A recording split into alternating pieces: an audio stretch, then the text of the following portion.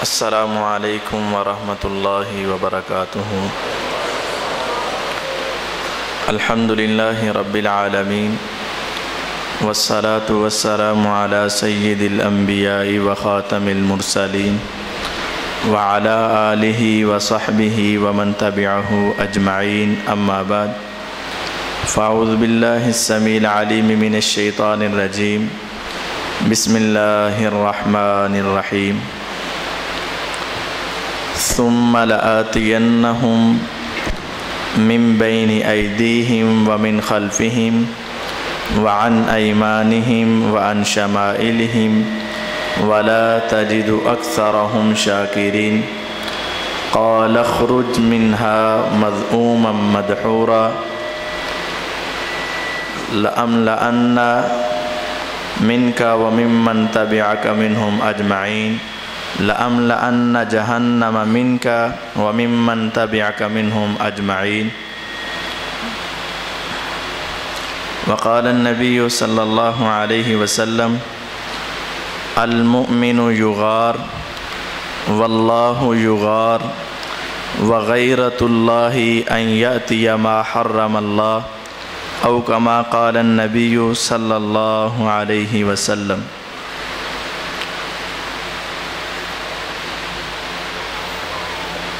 ہر قسم کی حمد و ثنا، تعریفات، تقدیسات، تمجیدات و تحلیلات اللہ خالق کائنات مالک ارض و سما کے لیے ہیں۔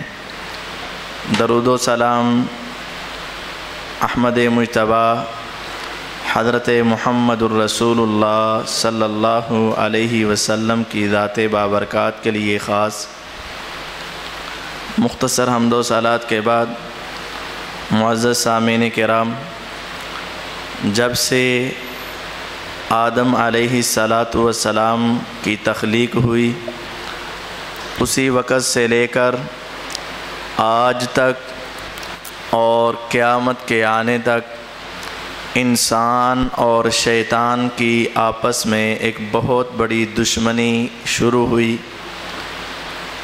اللہ تعالیٰ نے آدم علیہ السلام کے سامنے سارے فرشتوں کو سجدہ کرنے کا حکم دیا۔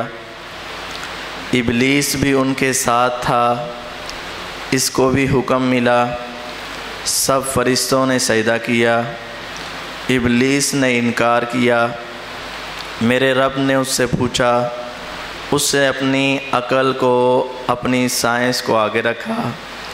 اللہ تعالیٰ نے کہا فخرج منہا مذءوما مدحورا، نکل جا ذلیل ہو کر، رسوا ہو کر میرے دربار سے نکل جا۔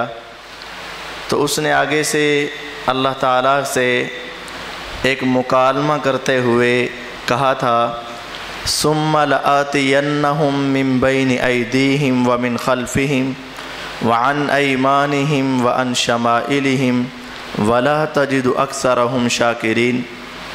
اللہ تعالیٰ کو دھمکی دے کر کہتا ہے پھر میں ان کے پاس آؤں گا، آدم کی اولاد کے پاس آؤں گا، سامنے سے، پیچھے تھے، دائیں تھے، بائیں سے، چاروں طرف سے آ کر اس کو اپنے جال میں پھنساؤں گا اور اکثر تیری ناشکری ہی کرنے والے بن جائیں گے۔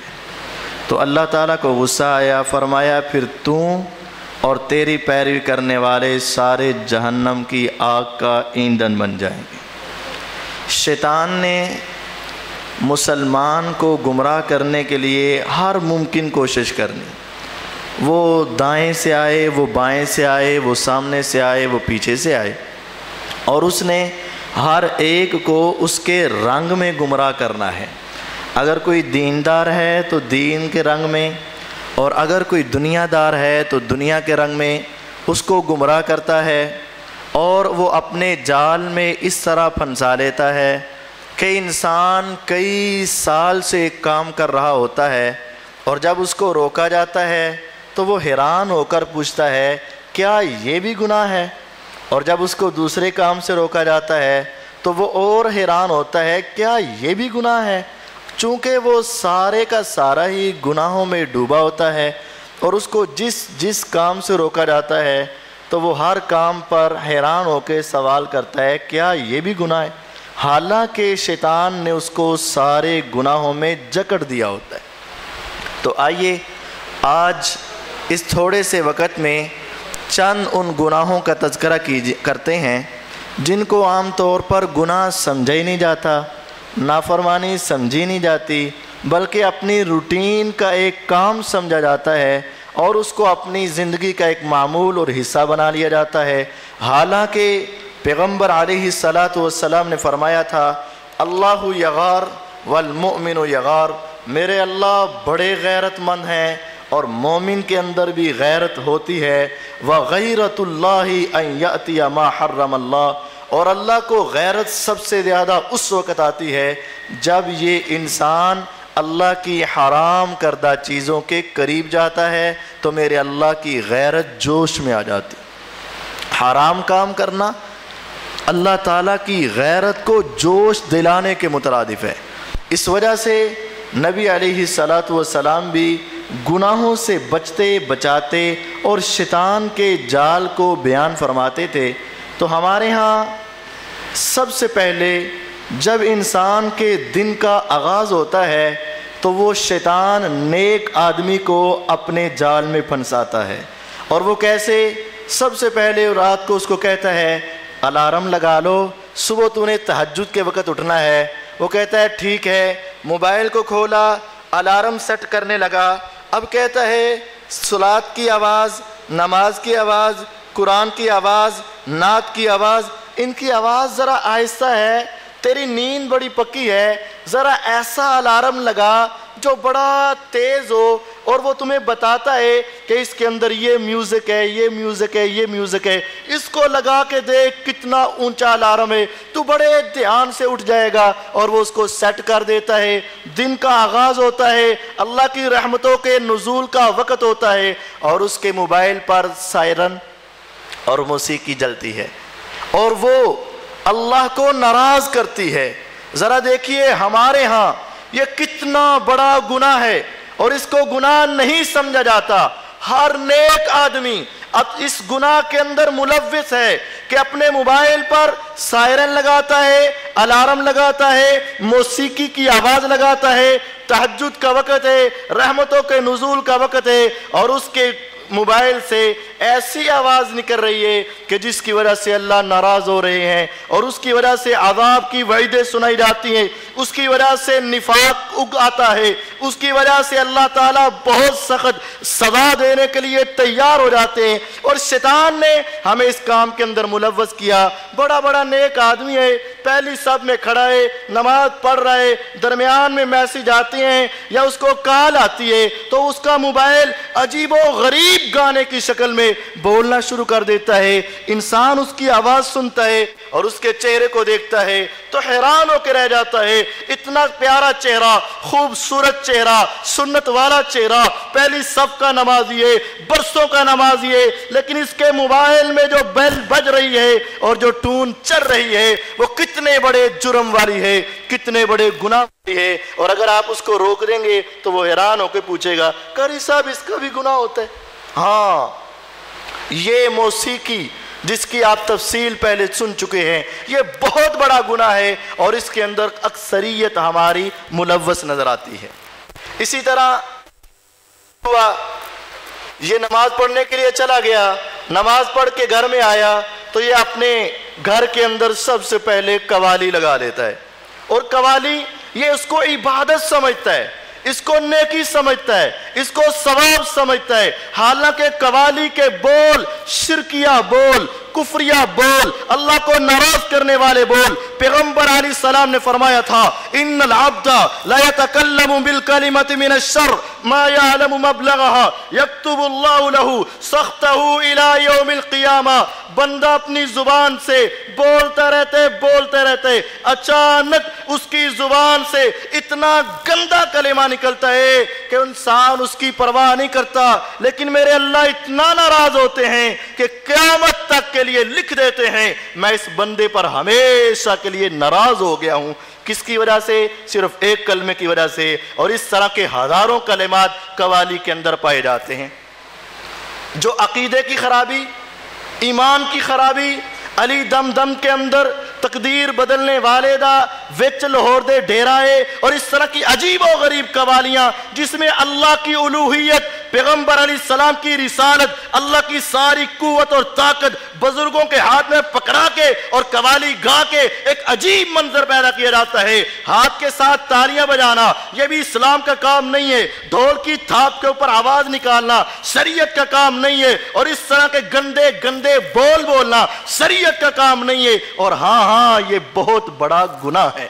دوسرا کہتا ہے نہیں ہم قوالی تو نہیں سنتے، ہم تو آتے ہی نعت سن لیتے ہیں، اور وہ نعت کیا ہے؟ اس نعت کے اندر بھی سارے نبی تیرے درد سوالی شاہ مدینہ، یہ بھی کتنا بڑا جرم ہے۔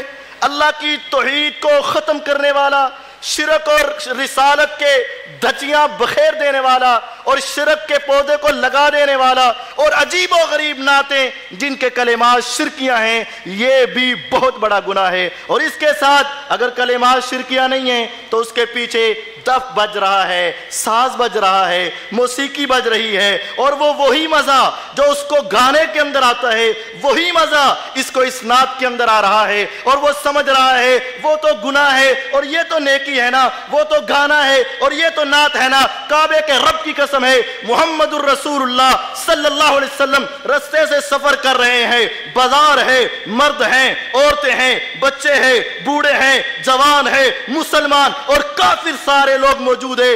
بازار کے اندر سے آپ کے کان میں ڈھول کی تھاپ کی آواز آئی، آپ نے سب کے سامنے اپنی انگلیوں میں کان لیے، یہ نہیں کہا کوئی کیا کہے گا، عورتیں کیا کہیں گی، بچے کیا کہیں گے، مرد کیا سوچیں گے، کیا غیر مسلم کیا کہیں گے، نہیں، سب کے سامنے ہاتھ اپنی کانوں کی انگلیوں کے اندر انگلیاں لی، چلتے گئے، دور جا کے پوچھا، اے عبداللہ ابھی آواز آ رہی ہے؟ لا یا رسول اللہ صلی اللہ علیہ وسلم، آقا نہیں آ رہی۔ آپ نے باہر نکالی اور کیا فرمایا؟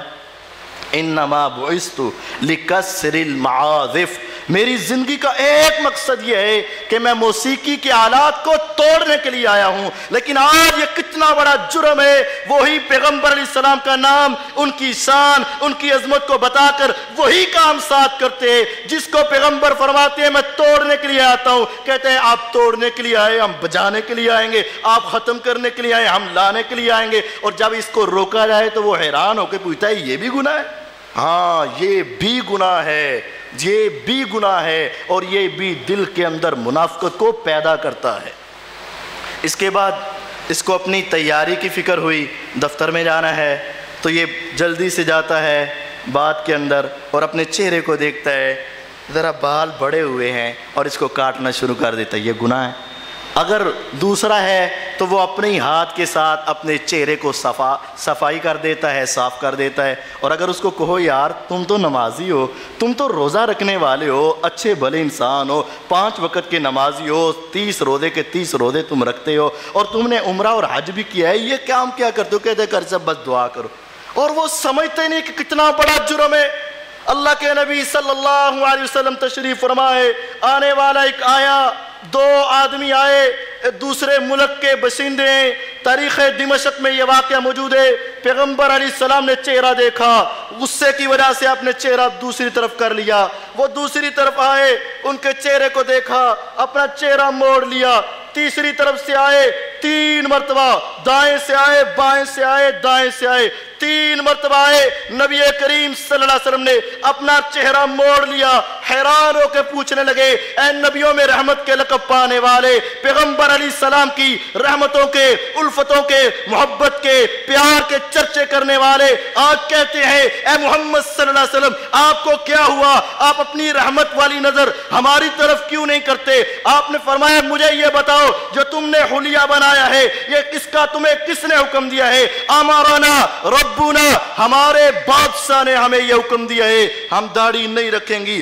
फरमाया अमारानी रब्बी अल-लिह्यता, मेरे रब ने फिर मुझे हुक्म दिया है मैं दाढ़ी को बढ़ा लूँ। तुम्हें मुंडाने का हुक्म दिया है, मेरे रब ने मुझे बढ़ाने का हुक्म दिया है। नबी अलैहिस्सलातु वस्सलाम काफिर आ जाए चेहरा देखने के लिए तैयार नहीं, और ये उम्मती आ जाए और पैगम्बर इस्लाम सिफारिश के लिए तैयार हो जाएंगे। आज कहते हो कितना बड़ा जुर्म है, झूठ बोलो उस वक़्त, वादा तोड़ो उस वक़्त, जिना करो तो वो भी उस वक़्त, जितनी देर करोगे और बाद में वो गुनाह नहीं है। और ये चेहरे को मूंड देना ये इतना बड़ा गुनाह है। सोए हो तब भी गुनाह है, बेदार हो तब भी गुनाह है, नमाज पढ़ रहे हो तब भी गुनाह है, रोज़ा रख रहे हो तब भी गुनाह है, सारा दिन अल्लाह की नाफरमानी में रहते हो और ये बड़ा गुनाह है। इसके बाद औरत की तैयारी होती है तो वो भी अपने चेहरे को देखती है और अपनी पलकों से ऊपर से, चेहरे के ऊपर से बाल को उतारना अपनी खूबसूरती का हिस्सा समझती है। और अगर उसको बता दिया जाए कि देखो अगर एक मर्द को अपने चेहरे से दाढ़ी उतारने की इजाज़त नहीं तो तुम्हें अपने चेहरे से ये बाल उतारने की इजाज़त नहीं, तो वो हैरान होकर पूछती हैं क्या हम अपने अबरू को इतने बड़े बड़े रहने दें, क्या हम अपने चेहरे पर बाल रहने दें? फरमाया हाँ, लअनल्लाहुल वाशिमा वल मुस्तौशिमा वल वासिला वल मुस्तौसिला। अब्दुल्लाह इब्ने मसऊद रज़ी अल्लाह ताला फरमाते हैं अल्लाह की लानत है ऐसी औरत पर जो नील भरने वाली, नील भरवाने वाली, खूबसूरती के लिए तेल लगाते थे, तेल भरने भरवाने वाली पर अल्लाह की लानत है, और अपने चेहरे से बाल उतारने वाली और उतरवाने वाली दोनों पर अल्लाह की लानत है। जब ये बात सुनाई ना, लानती है वो औरत जो अपने चेहरे से बाल उतारती है। खूबसूरती के लिए बाल उतारना लानती लोगों का काम है। एक औरत सामने से कहने लगी अब्दुल्ला इतना बड़ा फतवा लगाता है और इतनी बड़ी बात करता है, ज़रा अपने घर की खबर ले, तेरी बीवी भी तो ऐसे करती है। फरमाते हैं काबे के रब की कसम मैं यहाँ मिंबर पे बैठा हूँ, मेरे घर की दहलीज पर चले जाओ, अगर मेरी बीवी ये काम करती हुई तो फिर मैं उसको अभी तलाक दे दूंगा, क्योंकि लानती औरत मेरे घर में आबाद नहीं रह सकती है। लेकिन आज इसको गुनाह समझा ही नहीं जाता, इसको अपनी खूबसूरती का हक समझा जाता है। उसके बाद अब ये दफ्तर के लिए निकले और स्कूल के लिए निकले, कारोबार के लिए निकले, तो अपना लिबास पहनने लगे। तो लिबास मर्द ने कहा कैसा पहना कि ऐसा लिबास जो पैंट है, शलवार है, टखनों से नीचे कर ली। कहने वाले ने कहा यार ज़रा इसको उठा ले। वो कारी साहब दीन में इतनी सख्ती नहीं है, क्या ये गुनाह है इंच ऊपर हो रहे इंच नीचे हो रहे, इसमें क्या फर्क पड़ता है, इसमें कौन सा इस्लाम है, इसके अंदर कौन सी बुराई है, एक इंच ऊपर हो रहे एक इंच नीचे हो रहे। आप तो दुनियादारों को, आप तो मौलवियों ने दीन को बड़ा सख्त बना के रखा है, हमने नहीं बनाया। ये पैगंबर अलैहिस्सलाम ने फरमाया है मा अस्फला मिनल काबैन मिनल इज़ार फफिन्नार, जितना कपड़ा टखनों से नीचे होगा उतना हिस्सा जहन्नम के अंदर जलेगा। पैगंबर अलैहिस्सलाम ने फरमाया मेरे रब की रहमत के 99 हिस्से अल्लाह ने क़यामत के लिए संभाले रखे हैं, लेकिन मैदान माशर लगेगा, सारी दुनिया आएगी, अंबिया औलिया शुहदा सुलहा अतकिया सारी दुनिया की सफ़े बन जाएंगी। मेरे रब अपनी 99 रहमतों को लेकर उन पर निछावर करना लगेंगे। लेकिन 3 किस्म के अफराद ऐसे हैं, ला युकल्लिमुहुमुल्लाह वला यंजुरु इलैहिम यौमल क़ियामा वला युज़क्कीहिम वलहुम अज़ाबुन अलीम। मेरे अल्लाह को इतना गुस्सा आएगा, फरमाएंगे 3 किस्म के लोगों को दफा हो जाओ, दूर हो जाओ, मेरे से कलाम न करो, मेरी आंखों से दूर हो जाओ। मेरे अल्लाह कलाम नहीं करेंगे, नजर रहमत से नहीं देखेंगे, गुनाहों को मुआफ नहीं करेंगे, बल्कि दर्दनाक अजाब के अंदर मुब्तला करके रख देंगे। कौन वो बदकिस्मत है जिससे अल्लाह कलाम न करे, कौन वो बदकिस्मत है जिसकी तरफ मेरा अल्लाह देखना गवारा न करे, कौन वो बदकिस्मत है जिसके गुनाहों की मुआफी न मिले, कौन वो बदकिस्मत है जिसके लिए अलमनाक अजाब की वईद है। फरमाया उनमें से एक वो है अल मुस्बिलु इज़ारहु, जिसका ये तहबंद उसके टखने से नीचे जाता है, उसके लिए ये 4 सजाएं उस आदमी के लिए। मेरे अल्लाह कलाम नहीं करेंगे, दफा हो जा, मेरे अल्लाह उसकी तरफ देखेंगे नहीं, दूर हो जा मेरी आंखों से, उसके गुनाहों को माफ नहीं करेंगे, जलता फिर जहन्नम के अंदर और दर्दनाक अजाब में मुब्तला कर देंगे। उसका जुर्म क्या है? अल मुस्बिलु इज़ारहु, अपने तहबंद को टखनों से नीचे करने वाला है, और वो इसको गुनाह समझता ही नहीं।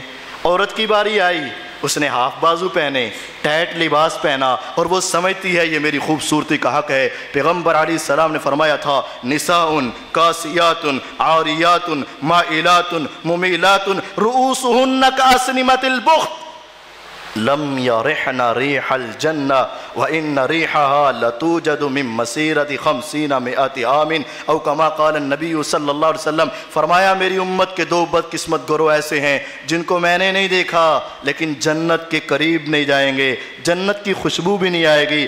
ایک گروہ وہ ہے نساء کاسیات، ایسی عورتیں جس نے لباس تو پہنا ہے لیکن اتنا لباس ٹف ہے، اتنا شارٹ ہے، اتنا تھوڑا ہے، اتنا چست ہے، کاسیات عاریات، پہنا تو ہے لیکن ننگی نظر آتی ہے، برہنہ نظر آتی ہے، سارے جسم کی نمائش ہوتی ہے، سارے جسم کے خد و خال نظر آتے ہیں، پہنا ہے پہننے کے باوجود برہنہ ہے، عاریات مائلات، چلتی ہیں تو مٹک مٹک کے چلتی ہیں، ممیلات، مردوں کی طرف جاتی ہیں، ان کو اپنی طرف کھینچتی ہیں۔ فرمایا ان کے سیروں کے اوپر اس طرح بالوں کا جوڑا ہے جیسے بختی عورتوں کی کوہانے ہوتی ہے، بالوں کو اکٹھا کر کے پیچھے جوڑا بنا کے ٹائٹ اور چست لباس پہن کے بازار سے گزرنے والی عورت اور یہ سمجھتی ہے یہ میرا حسن ہے، یہ میرا جمال ہے، یہ میری خوبصورتی ہے، اور آج کا نوجوان بھی اس کی طرف مائل ہونے کی کوشش کرتا ہے۔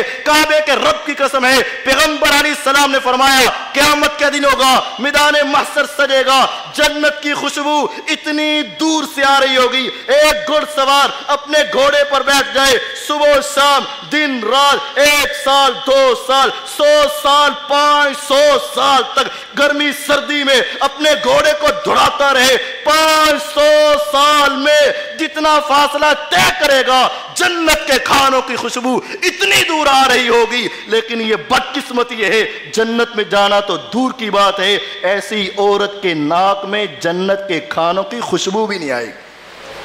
آج تصور کریں، میں یہ چاہتا ہوں میری بیٹی کو بخار نہ ہو، میں یہ چاہتا ہوں میری بیٹی کی طرف کسی کی گندی نگاہ نہ اٹھے، میں یہ چاہتا ہوں میری بیوی کے لیے ساری سہولتیں میسر ہو، میں یہ چاہتا ہوں میری بیوی کو نہ گرمی لگے نہ سردی لگے، میں یہ چاہتا ہوں میری والدہ کے لیے ساری نعمتیں آ جائیں۔ ہاں آج دنیا کی ساری نعمتوں کا خیال کرتے ہو تو جنت کا بھی کبھی خیال کر لیا کرو۔ اگر وہی باپ، وہی بھائی، وہی بیٹا، وہی اس کا ساتھی اپنے ساتھ کو اس طرح چست لباس پہنا کر گلیوں کا چکر لگائے، بازار میں گھما کر لائے اور اس کی خواہشات کو پورا کرتا رہے، تو پھر یاد رکھنا ایسی عورت جنت میں جانا تو دور کی بات ہے، جنت کے پھلوں کی خوشبو بھی اس کے ناک میں نہیں آئے گی، اور اس کی خوشبو 500 سال دور تک آ رہی ہو۔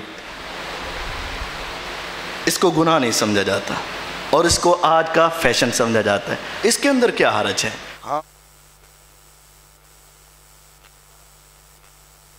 چلنے لگے اور وہ اپنے ڈرائیور کے ساتھ، یہ نوجوان لڑکی بیٹھ کے چلی جاتی ہے، یہ ہمارا گھر کا ڈرائیور ہے، مرد اور عورت کا اختلاط، علیحدگی، ایک ڈرائیور اور ایک لڑکی، خوبصورت لڑکا اور خوبصورت لڑکی اسی طرح چلے جا رہے ہیں، یا یہ میرا کزن ہے، میرے چچا کا بیٹا ہے، میرے ماموں کا بیٹا ہے، ہمارے گھر میں رہتا ہے، ہمارا قریبی ہے، اور اس کو اندر کوئی پرواہ ہی نہیں ہے، وہ سکول میں چھوڑنے کے لیے جائے، کالج میں چھوڑنے کے لیے جائے، میکے چھوڑنے کے لیے جائے، والدین کے پاس چھوڑنے کے لیے جائے، اس کے ساتھ بیٹھنا، اس کے ساتھ خلوت کرنا، اس کے ساتھ آنا جانا جرم نہیں سمجھا جاتا۔ مجھے یاد آیا عبد المالک مجاہد صاحب کا ایک واقعہ، کہتے میں سعودی عرب کے اندر ٹیکسی پر بیٹھا اور ڈرائیور سے باتیں ہونے لگی، مختصراً بات یہ ہے، میں نے بات کرتے کرتے کہا اپنی زندگی کا عجیب واقعہ سنا، اور جب میں نے اس کو کہا تو وہ میری طرف حیرانگی سے دیکھنے لگا اور اس کی آنکھیں ذرا نم ہو گئیں اور کہنے لگا تمہیں کیا سناؤں، اپنی بیتی سناتا ہوں۔ میرے پاس رات کے وقت ایک عورت نے مجھے اشارہ دیا اور میں نے اس کو بٹھا لیا، وہ میری ٹیکسی میں بیٹھی اور کہتی ہے مجھے ڈیلیوری کا مسئلہ ہے، مجھے ہسپتال میں اتارو۔ میں اتارنے گیا، انہوں نے رکھا ہی نہیں، اس نے کہا جب تک اس کا خامن یا اس کا والی وارث نہیں آئے گا ہم نہیں رکھیں گے۔ مجھے ترس آیا کہ آخری وقت ہے، میں نے اپنا بطاقہ اور کارڈ نکالا، اس کو داخل کروایا، میں اپنی گاڑی لی اور گھر میں واپس آ گیا۔ رات کو سویا تو اچانک مجھے فون آیا کہ اللہ نے تجھے بیٹا دیا ہے، مبارک ہو جائے۔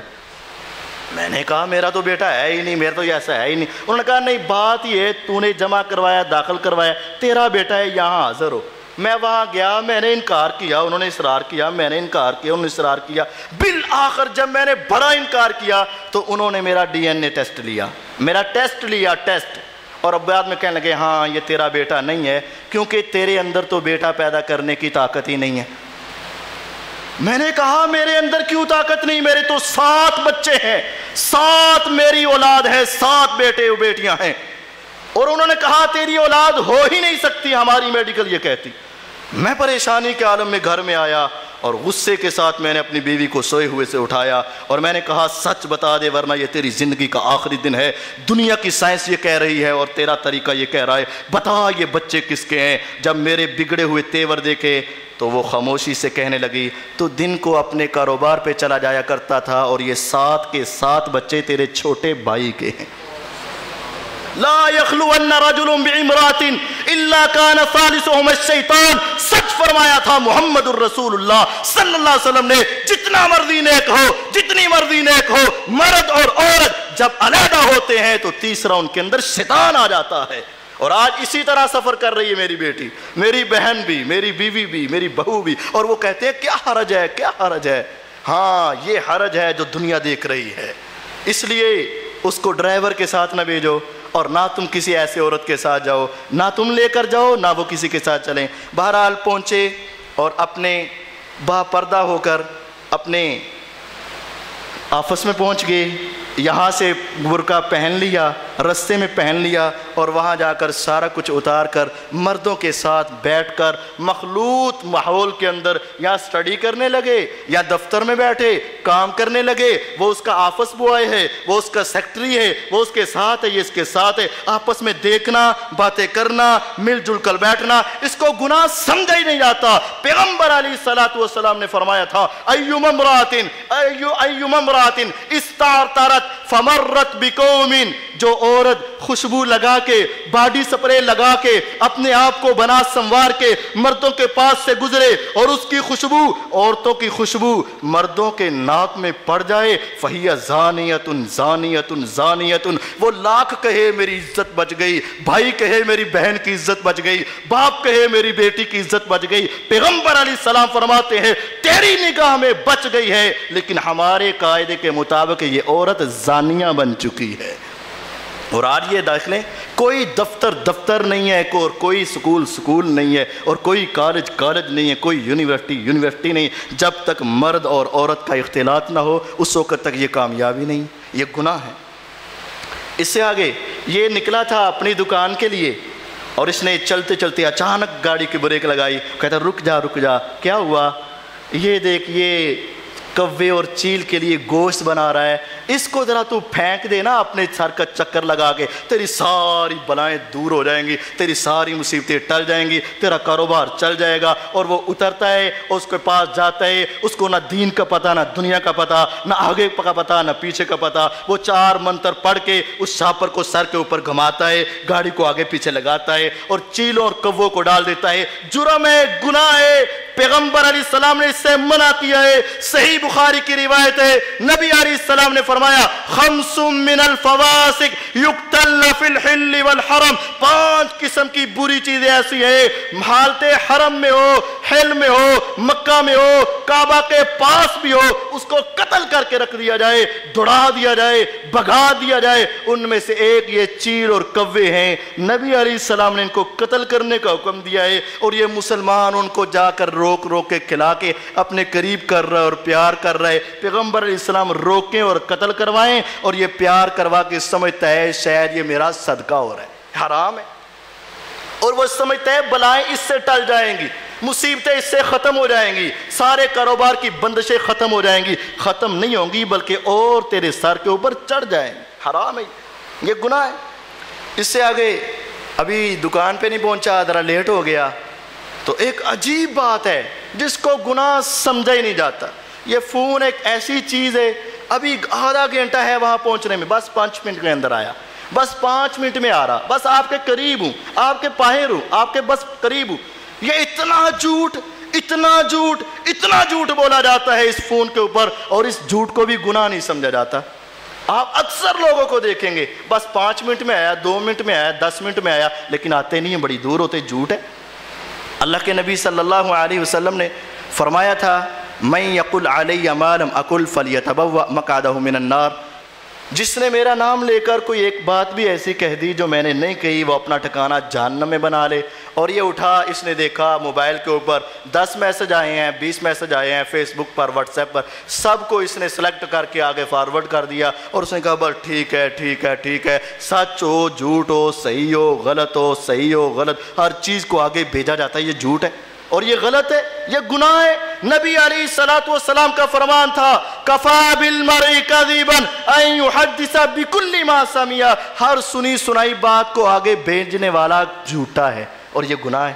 لیکن ہمارے ہاں یہ کتنا بڑا جرم ہے، بغیر تحقیق کے نبی علیہ الصلوۃ والسلام کا نام اور آپ کا نام لے کر حدیثیں بنا کر اپنی طرف سے گھڑ کے آگے بھیج دی جاتی ہیں، اور یہ بھولا بسرا مسلمان بس اس کو یہی کام ہے، یا کاپی کر لے، پیسٹ کر لے، فارورڈ کر دے، آگے بھیج دے، بس۔ یہ بھی جرم ہے، یہ گناہ ہے۔ اور یہ اس کے بعد لوگوں کو ہنسانے کے لیے جھوٹ بول دیتا ہے، لطیفے سناتا ہے، عجیب و غریب کہانیاں سناتا ہے، عجیب و غریب ٹچکرے کرتا ہے۔ ویل لہ ثم ویل لہ ثم ویل لہ الذی یکذب الناس یحدث الناس لیضحک بہ الناس، جو آدمی کو بات کر کے جھوٹ بول کے ہنسانا چاہتا ہے، اس کے لیے جہنم کا نیچے والا گڑھا، پھر نیچے والا گڑھا، پھر نیچے والا گڑھا، 3 مرتبہ پیغمبر علیہ السلام نے فرمایا ویل ہے ویل ہے ویل ہے اس آدمی کے لیے جو لوگوں کو ہنسانے کے لیے جھوٹ بولتا ہے۔ اور ہمارے ہاں یہ عام ہے، کمرے میں بیٹھے ایسے ہی جھوٹ بول دے گا، فلاں آ گیا، استاد آ گیا، ابو آ گیا، فلاں آ گیا، جھوٹ بولتا ہے، اور وہ سارے اس طرف دیکھتے ہیں تو یہ پیچھے سے مسکرا دیتا ہے، میں نے تو مذاق کیا تھا، لطیفے سناتا ہے، ان کو ہنساتا ہے، میں نے تو آپ کو خوش طبع کی تھی۔ ایسے آدمی کے لیے بھی ویل ہے ویل ہے ویل ہے، اور یہ گناہ ہے اور اس کو گناہ نہیں سمجھا جاتا۔ اسی طرح بچے کو ڈرانے اور سلانے کے لیے مائیں جھوٹ بول دیتی ہیں، مائیں جھوٹ بول دیتی ہیں، بچے کو سلانے کے لیے، ڈرانے کے لیے، خاموش کروانے کے لیے کتنے جھوٹ بولتی ہیں، کیٹو آ گئی، ڈوگی آ گیا، فلاں آیا، جھوٹ ہے، یہ حرام ہے۔ نبی علیہ الصلوۃ والسلام آئے اور ایک عورت نے اس طرح اپنے ہاتھ کو یا اپنی قمیض کو اس طرح جمع کیا اور اپنے بچے کو بلا رہی ہے، آپ آگے بڑھے اور اس کی قمیض یا ہاتھ میں دیکھا، فرمایا تو نے دینا تھا؟ ہاں آقا دینا تھا۔ فرمایا اگر نہ دینا ہوتا، صرف اس کو جھٹلا دیتی تو یہ بھی تیرا گناہ شمار ہوتا تھا۔ اور ہمارے ہاں بچوں کو کتنے بہانے لگائے، یہ جھوٹ ہے، جھوٹ ہمارے اندر ہر بات میں رچ بس گیا ہے اور اس کو گناہ نہیں سمجھتے۔ ڈیلر ہے، دکاندار ہے، وہ اپنے سودے کو بیچنے کے لیے 100 قسمیں اٹھا جائے اور وہ اتنی باتیں کر جائے، اللہ کی قسم یہ تیری آنر ہے، اللہ کی قسم اس سے پہلے اتنے پیسے ملتے تھے، میں نے تجھے اتنے کی دے دی، بڑی باتیں کرتا ہے، اور اگر اس کو بعد میں کہہ دیا جائے یار تو کیسی بات، او قاری صاحب چھڈو بھی، اس کے بغیر تو گاہک راضی نہیں ہوتا ہے، اور اس کے بغیر ہماری دکانداری نہیں چلتی ہے، بس سب چلتا ہے، وہ اس کو گناہ ہی نہیں سمجھتا، حالانکہ یہ گناہ ہے۔ رسول اللہ صلی اللہ علیہ وسلم نے اس سے منع کیا ہے، مذاق میں جھوٹ، کاروبار میں جھوٹ، ہنسانے کے لیے جھوٹ، ویسے جھوٹ، ہر حال میں جھوٹ جو ہے منع ہے، حرام ہے۔ پیغمبر علیہ السلام نے فرمایا تھا ایک آدمی جھوٹ بولتا ہے، ایک سٹیپ وہ آتا ہے، ایک مرتبہ وہ آتا ہے، ایک جگہ وہ آتی ہے کہ آسمان کے رب کے پاس لکھ دیا جاتا ہے یہ آدمی پکا جھوٹا ہے، اس کی کسی بات کا اعتبار نہیں ہو، اللہ کے ہاں لکھ دیا جاتا ہے جھوٹا ہے بندہ، اس کی کسی بات کا اعتبار نہیں ہوگا۔ اپنے دفتر وغیرہ میں پہنچا، فون کرنے لگا تو اس کے فون کے اندر بیلنس ہی نہیں ہے، تو فوراً سے پہلے یہ اپنے فون میں بیلنس منگوانے کے لیے ایڈوانس لے لیتا ہے، ہوتا ہے نا ایسے، یہ بھی گناہ ہے۔ یہ کیسے گناہ ہے؟ ہاں یہ بھی سود ہے اور یہ حرام ہے۔ کیسے؟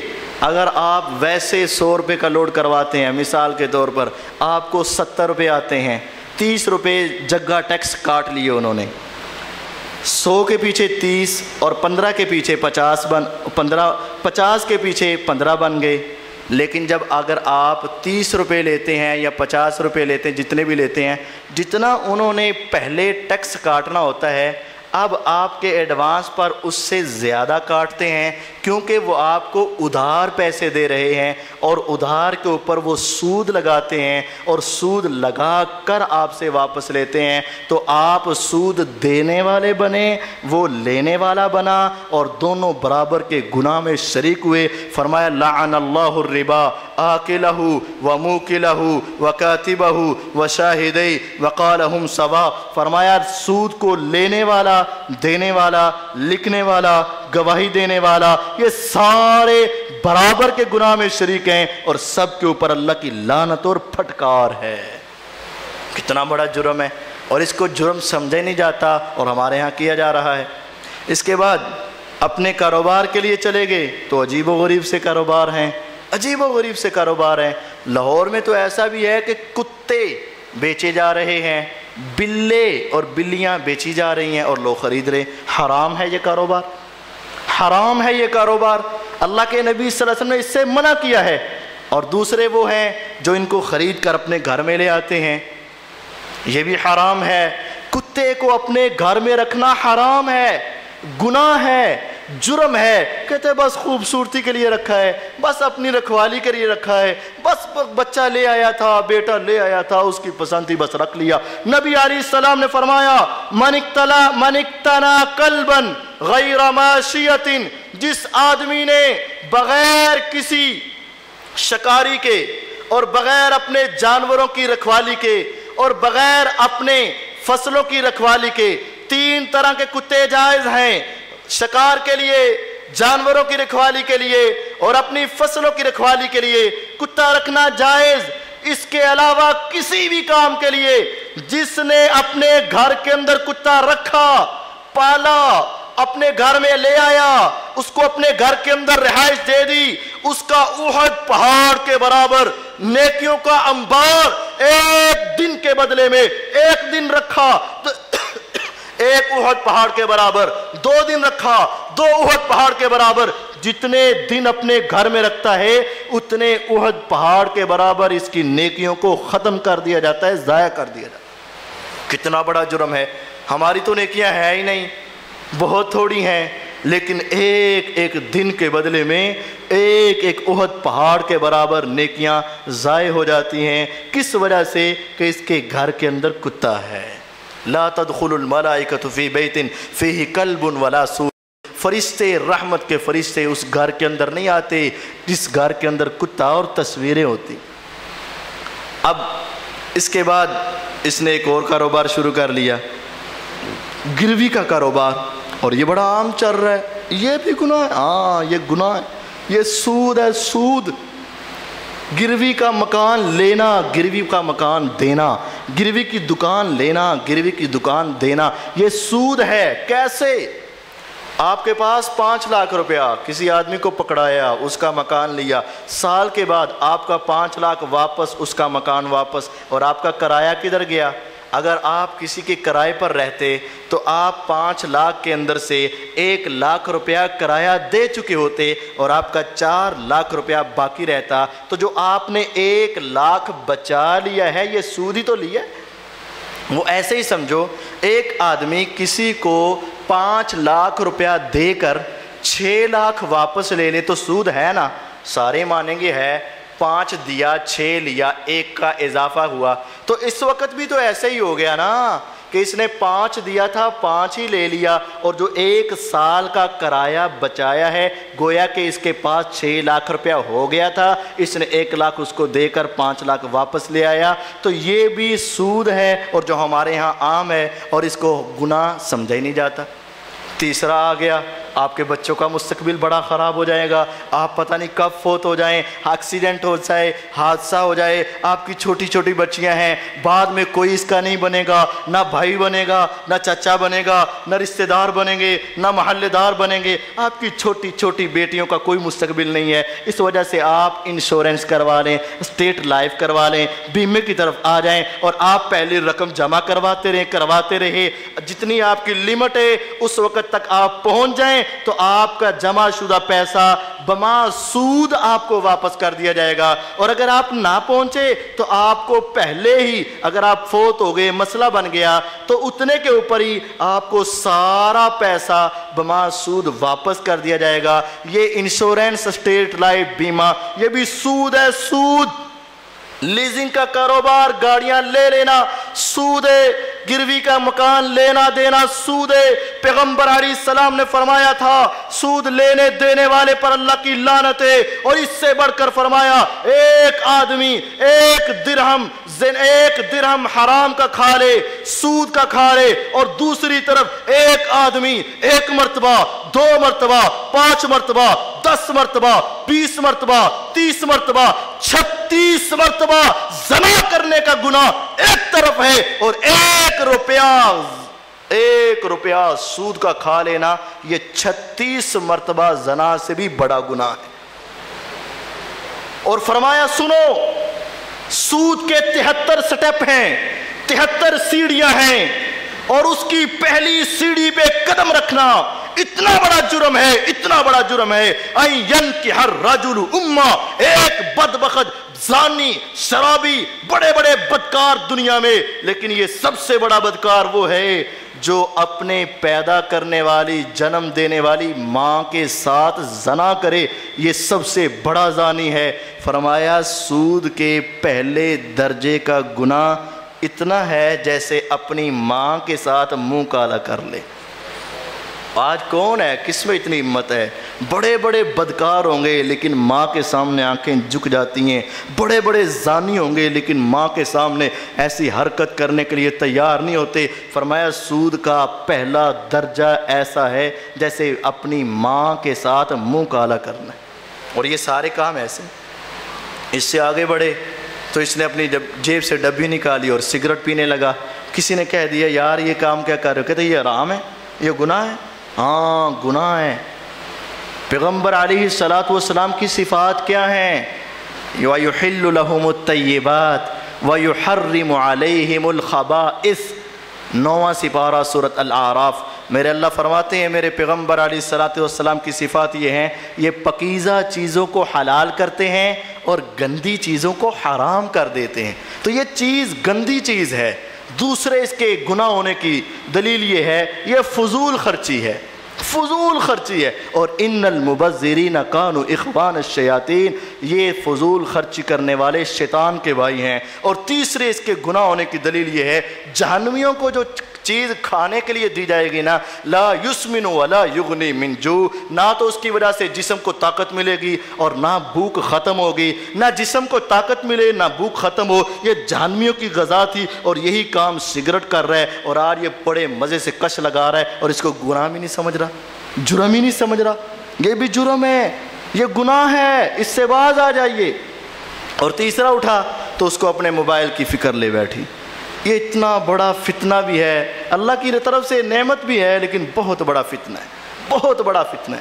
ہماری اولادوں کی بربادی اور ہماری نسلوں کی بربادی کا ایک بہت بڑا ذریعہ یہ موبائل بن چکا ہے۔ اس کے اوپر عجیب و غریب باتیں، کسی کا پیکج ہے تو وہ ہر وقت میسج میں اپنا وقت ضائع کر رہا ہے، اور کسی کے پاس نیٹ ہے تو وہ ہر وقت اس کے اوپر نیٹ کے اوپر اپنا ٹائم ضائع کر رہا ہے، اور کسی کے پاس اگر دونوں ہی نہیں ہے تو وہ گیمیں کھیلنے کے اوپر وقت ضائع کر رہا ہے، اور کسی کے پاس اگر یہ بھی نہیں ہے تو وہ اپنی تصویروں کے اوپر آ جاتا ہے۔ پیغمبر علیہ السلام ایک گھر میں موجود، ایک صحابی اچانک فوت ہوئے، نبی علیہ السلام وہاں موجود تھے۔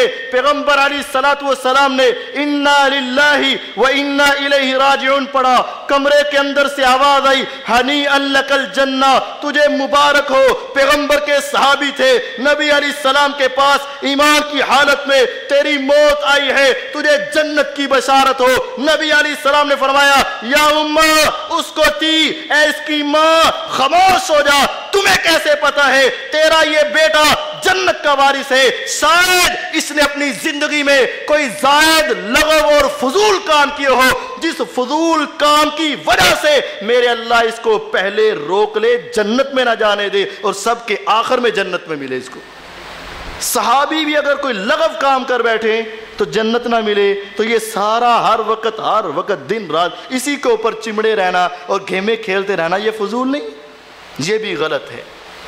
اور دوسرا یہ آتا ہے ہر وقت ایک عجیب جنون ہے، اپنا چہرہ خوب دھویا ہے تو تصویر بنا لی، سیلفی دے دی، کھانا رکھا سیلفی بنائی، پینا رکھا سیلفی بنائی، اور اپنے آنے جانے صبح و شام کے سارے پوز بنا بنا کے پھینک رہا ہے۔ اور اگر کوئی کہے یار یہ کیا کر رہے ہو، بچے کی تصویر، بیوی کی تصویر، ماں کی تصویر، بہن کی تصویر، ساری تصویریں بنا کے، کہتا ہے یہ غلط ہے۔ ہاں یہ غلط ہے، یہ غلط ہے، واقعتاً یہ غلط ہے۔ نبی علیہ السلام نے فرمایا لعن اللہ المصور، اللہ کی لعنت ہے تصویر بنانے والے پر۔ ان اشد الناس عذابا یوم القیامت المصورون، قیامت کے روز سخت ترین عذاب ان کو ہوگا جو تصویر بنانے والے۔ پھر اس کے اوپر ایک اعتراض آتا ہے، اگر ہماری غلط ہے تو تمہاری صحیح ہے، اگر ہماری غلط ہے تو تمہاری بھی ٹھیک نہیں ہے۔ ہاں شریعت کے اصل حکم کے اعتبار سے کسی کا بھی بنانا غلط ہے، کسی کا بھی بنانا غلط ہے، چاہے وہ عالم دین ہو چاہے وہ عوام ہو۔ لیکن فرق یہ ہے کہ ایک کام ایسا ہے کہ آپ کا دشمن کے ساتھ ایک میدان سجا ہے جس کے اندر دشمن آپ پر وار کر رہا ہے، اور آپ اس کے وار کا جواب دینے کے لیے جس طرح دشمن کا مقابلہ کرتے ہوئے نماز کے اندر کچھ رخصت ہے، روزوں میں کچھ رخصت ہے، اسی طرح دشمن کے مقابلہ کرنے کے لیے، اس کے وار کو روکنے کے لیے، اور اس کی دھار کو کند کرنے کے لیے، اور اس کے مسلمانوں پر یلغار کو ختم کرنے کے لیے ایک تو یہ ماٹو ہے، اور دوسرا وہ ہے کھائے پیے اٹھے بیٹھے آئے جائے چلے پھرے، چہرے کو دھو لیا تب بھی تصویر، اٹھ گیا تب بھی تصویر، سو گیا تب بھی تصویر۔ یہ تو ظاہر فضول ہے، لغو بھی ہے، زائد بھی ہے، فضول بھی ہے۔ اور نبی علیہ السلام نے یہ فرمایا تھا ان اشد الناس عذابا یوم القیامت المصورون، قیامت کے روز سب سے سخت ترین عذاب اس کو ہوگا جو تصویریں بنانے والے ہیں۔ اور آج اس کو گناہ سمجھا ہی نہیں جاتا، اگر کسی کو روک دو کہتا ہے یہ بھی گناہ ہے، ہاں یہ بھی گناہ ہے۔ اس سے آگے اچانک اس کو ایک کال آتی ہے کہ فلاں آدمی فوت ہو گیا، یہ انا للہ و انا الیہ راجعون پڑھتا ہے، ان کے گھر میں جاتا ہے تو شور مچا دیتا ہے، نوحہ وغیرہ کرتا ہے، یہ تو آپ نے پہلے سن لیا۔ اس کے بعد اس کی نماز جنازہ ہوتی ہے، تدفین ہو جاتی ہے، تدفین کے بعد ایک عجیب سا اعلان ہوتا ہے سب بھائی کھانا کھا کے جائیں گے۔ یہ گناہ ہے، یہ گناہ ہے۔ ہمارے ہاں یہ بڑا رواج بن چکا ہے، بڑی رسم بن چکی ہے۔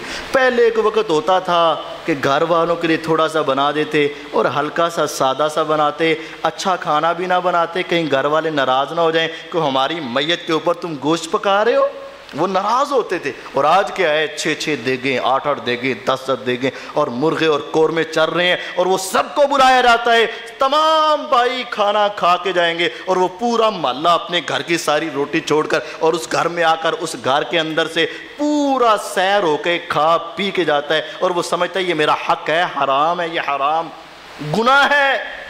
صحابہ کرام رضوان اللہ علیہم اجمعین، سنن کبریٰ البہقی کے اندر یہ فتویٰ موجود ہے، فرماتے ہیں ہم صحابہ کرام میت کے گھر سے کھانا کھانا اتنا بڑا جرم سمجھتے تھے، اتنا بڑا جرم سمجھتے تھے، اتنا بڑا جرم سمجھتے تھے جیسے نوحہ کرنا، پیٹنا، بالوں کو نوچنا، رخساروں پر مارنا، گریبان کو چاک کرنا جتنا بڑا گناہ ہے، نوحہ کرنے والے پر اللہ کی لعنت ہے۔ جتنا بڑا گناہ نوحہ کرنا ہے اتنا بڑا گناہ میت کے گھر سے کھانا کھانے کا بھی ہے۔ ہاں ایک بیچارہ مجبور ہے، لاہور سے فیصل آباد گیا، گجرانوالے گیا، قصور میں آیا، گھر واپس نہیں آ سکتا، بیوی ہیں، بچے ہیں، چھوٹے چھوٹے ہیں، وہ تو مجبور ہے۔ جو 10 منٹ کی مسافت پر ہے، آدھے گھنٹے کی مسافت پر ہے، 1 گھنٹے کی مسافت پر ہے، 15 منٹ کی مسافت پر ہے، میت کی گلی کے اندر، اس کے گلی کے اندر میت ہوئی ہے، فوتگی ہوئی ہے، یہ وہ سارے بیٹھے ہوتے ہیں، ان کے لیے یہ کھانا جرم ہے، گناہ ہے، اس کے ساتھ بیٹھنا یہ بڑا ظلم ہے، اور اتنا بڑا گناہ ہے جتنا بڑا نوحہ کرنا ہے، اور نوحے کی وجہ سے اللہ کی لعنت ہے، تو یہ کھانے والے کے لیے بھی ایسے۔